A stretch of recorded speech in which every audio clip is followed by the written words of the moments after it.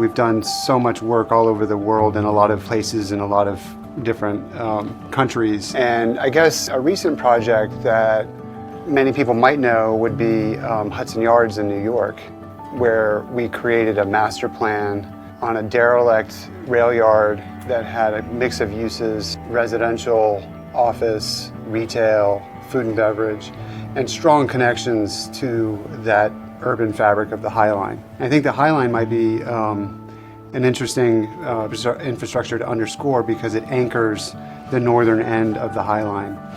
That's a new urban environment that I think really does have and it makes an impact on how people live and work, and 10 or 15 years it's just going to get better and better and better. It is how we think about making an impact on the public realm. Fundamentally, what we're so interested in is how can we create a fabric? How can we create an urban set of buildings that work together, that shape a linear park or a plaza, create an outdoor room that feels really comfortable to the human being.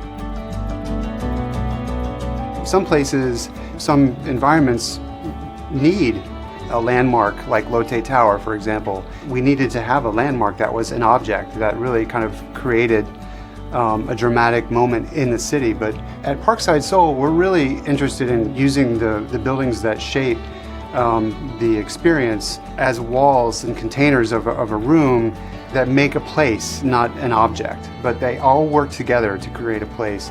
And we think about materiality, we think about color, we think about texture, we think about shape, paving patterns, we think about window details, joints. We really think about down to the quarter of an inch, how can we create a wonderful experience?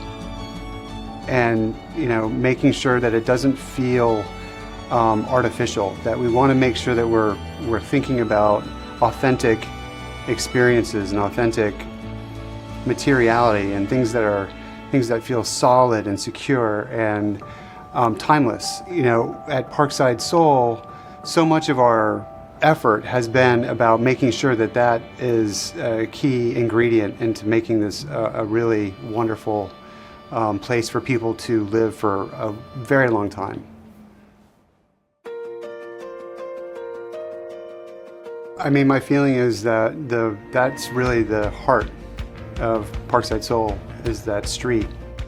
Most of our experiences in life, our public lives, we have strong memories of precious streets that are important to us. And I think that 330-meter stretch of Green Park is the heart of Parkside Seoul.